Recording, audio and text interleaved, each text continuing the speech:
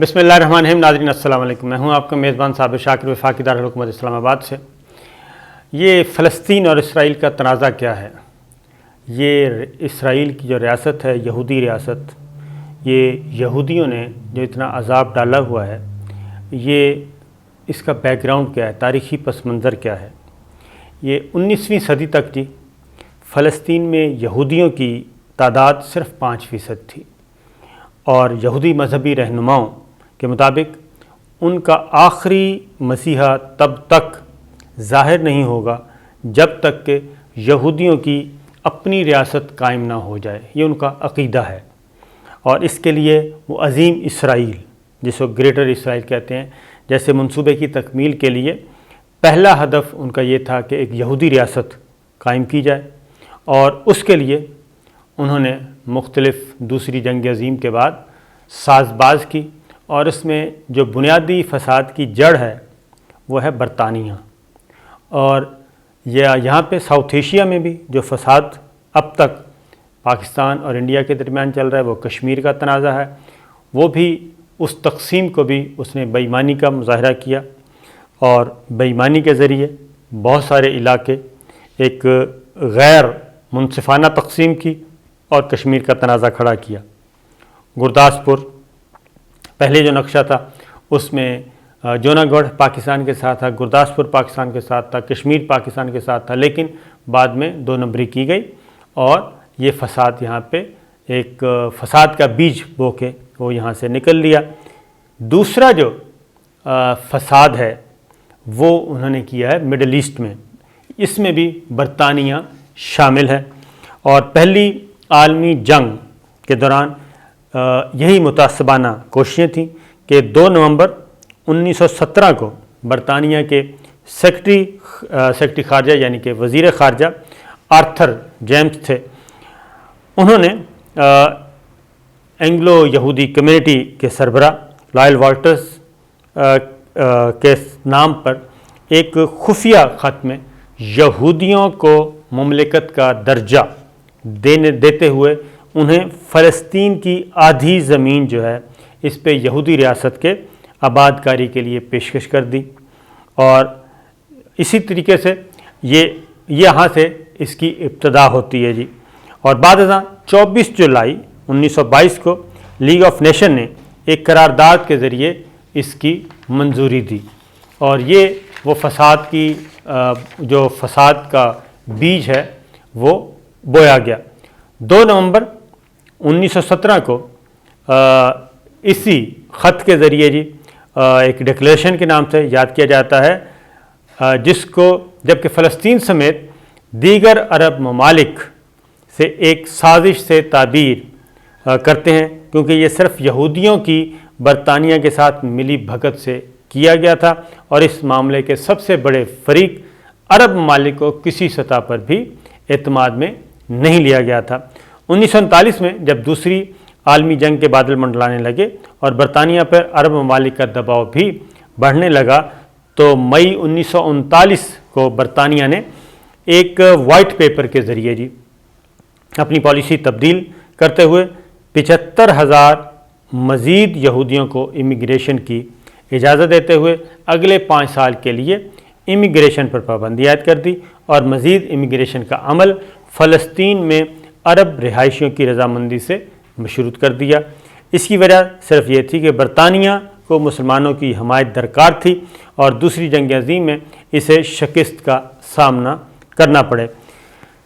اس لیے زائنسٹ رہنماؤں نے اس کی بھرپور مخالفت کی، اور اس بیلفور ڈکلیریشن کی خلاف ورزی اور عربوں کی حمایت قرار دیا.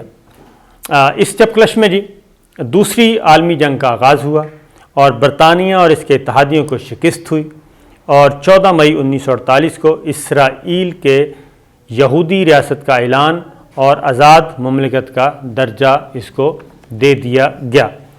فلسطینی اس واقعے کو تباہی کے نام سے یاد کرتے ہیں، کیونکہ 7.5 لاکھ فلسطینیوں کو ان کے گھروں سے بے دخل کر کے اسرائیلی ریاست کا وجود عمل میں لایا گیا تھا، اور انہیں اپنی سرزمین پر بھی نہیں جانے دیا گیا۔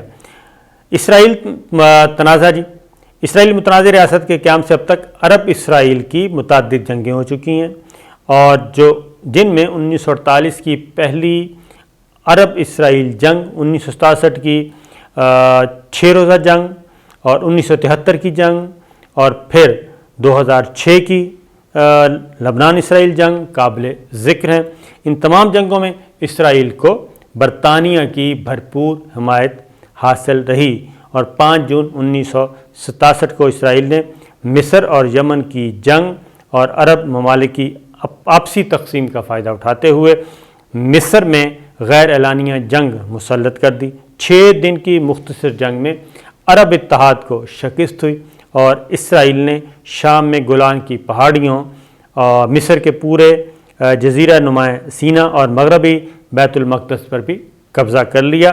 6 اکتوبر 1973 کو یہودیوں کے تہوار یوم کپور کے موقع پہ مصر اور شام نے اپنے علاقے واپس حاصل کرنے کے لیے اسرائیل پر حملہ کر دیا، اور اسرائیل کو پسپائی ہوئی، اور عرب اتحاد نے اپنے کافی علاقے واپس حاصل کر لیے۔ لیکن اس کے بعد اسرائیلی فوج نے وقتاً فوقتاً مزید علاقوں پہ قبضہ اور مغربی کناروں پر یہودی بستیوں کی تعمیر شروع کر دی۔ یعنی جب بھی وہاں پہ مسلمان ملک متحد ہو کر لڑے تو اسرائیل کو پسپائی ہوئی، اسرائیل سے علاقہ بھی واپس لیا گیا۔ لیکن جب مسلم ممالک آپس میں لڑنے منتشر ہوئے، انتشار کا شکار ہوئے، اختلافات کا شکار ہوئے، تو اسرائیل کا پلڑا بھاری، کیونکہ اسرائیل چھوٹا سا ملک ہے، اور اس وقت بھی یہی سچویشن ہے کہ آپس میں تقسیم ہیں مسلم ممالک۔ عرب لیگ اپنی مفاد کو سوچ رہی ہے، مڈل ایسٹ اپنے، اور بڑے عرب ممالک جو ہیں وہ اپنے مفاد کو سوچ رہے ہیں، جبکہ اس وقت جو غیر عربی ممالک ہیں، پاکستان ہے، ترکی ہے، ایون سوڈان ہے، یہ آپ کا انڈونیشیا ہے، یہ ممالک نکلے ہوئے ہیں۔ کویت کا رول تھوڑا سا بہتر ہے، قطر کا بہتر ہے، جبکہ باقی جو بڑے تگڑے ملک ہیں وہ سب کے سب اپنے اپنے ذاتی مفادات اور سیاسی مفادات کو اور اپنی بادشاہتوں کو تحفظ دے رہے ہیں۔ فلسطین تنظیم الفتح کے بانی یاسر عرفات کی جو بیک ڈور ڈپلومیسی تھی، یہ پہلا ایک ایگریمنٹ ہوا جس کو حماس نے مسترد کر دیا، اور یاسر عرفات کا جو ایگریمنٹ تھا وہ انہوں نے تسلیم نہیں کیا، کیونکہ یاسر عرفات نے اسرائیل کو ریاست تسلیم کیا اور ایک معاہدہ کیا، امن معاہدہ کیا، اور اسرائیل نے فلسطینی اتھارٹی کو تسلیم کرنے کا عندیہ بھی دیا۔ یہ بھی جو امن معاہدہ تھا اس نے بھی فلسطینیوں کو تقسیم کیا، اور اس کے بعد اس امن معاہدے کی بھی اسرائیل نے پاسداری نہیں کی۔ پالیسی وہی ہے کہ کمزور کرتے جائیں، لنگر آن کرتے جائیں، اور فلسطینیوں کے سر قلم کرتے جائیں، اور ان کو مارتے جائیں، اور اپنے علاقوں پہ مزید قبضہ کرتے جائیں۔ یہ اسرائیل کی پالیسی ہے، اور اپنے آپ کو تگڑا کرتے جائیں، مسلمانوں کو تقسیم کرتے جائیں۔ یہ اب تک چل رہا ہے، اور اسی طریقے سے جتنی بھی گارنٹیز دی گئی تھیں وہ گارنٹیز بھی اور امن معاہدوں پہ بھی اسرائیل نے کبھی بھی عمل درآمد نہیں کیا۔ اسی طریقے سے کشمیر پر بھی برطانیہ کی یہی بھارت سے خفیہ ساز باز تھی، اور جو میں آپ کو بتا چکا ہوں یہودیوں کا گریٹ اسرائیل کا منصوبہ بھی یہی تھا۔ تو یہ چیزیں اس وقت موجود ہیں۔ ایک اور چیز، اسرائیل کا لفظ کہاں سے آیا جی؟ حضرت ابراہیم کے پوتے حضرت اسحاق کے بیٹے حضرت یعقوب علیہ السلام کا عبرانی لقب تھا، اور حضرت اسحاق کے 12 بیٹوں کی اولادیں اور قبیلے اپنی علاقوں میں آباد ہوئیں، انہی علاقوں میں آباد ہوئیں، اور جو کہ بنی اسرائیل کہلاتا ہے۔ ان علاقوں میں فلسطین، عراق، شام، اردن، لبنان اور کویت، ترکی، مصر اور سعودی عرب کے علاقے شامل ہیں۔ اور یہودیوں کی پہلی ریاست کے قیام کے لیے یہودیوں نے برطانیہ اور امریکہ کے ساتھ مل کر خلافت عثمانیہ کو ختم کیا، اور اس کے بعد فلسطین پر قبضہ کیا۔ یہودی مذہبی رہنماؤں کے مطابق انہیں بنی اسرائیل کا سارا علاقہ فتح کر کے وہاں یہودیوں کی بڑی ریاست کا قیام کرنا ہے، اور ریاست کا قیام کرنا جو کہ گریٹر اسرائیل کے نام سے وہ کہتے ہیں کہ یہ ہمارا منصوبہ ہے۔ یہ سارے علاقے جو ہیں یہ ایک ان کا عقیدہ ہے یہودیوں کا۔ میں نے آپ کو بتایا نا کہ یہودی اس وقت یہ اللہ تعالیٰ کی پھٹکار ہے ان پہ کہ قیامت تک یہ اسی طرح ہی بھٹکتے رہیں گے، ان کو سکون نہیں حاصل ہونا۔ مسلمان تو بہرحال بہت سارے ملک ہیں اس کے، اور 50 سے زیادہ ملک ہیں۔ مسلمانوں اربوں مسلمان جو ہیں اس وقت وہ اربوں کی تعداد میں وہ سکون میں ہیں، اپنے وطن میں ہیں، اگر نہیں تو وہ یہودی ہیں۔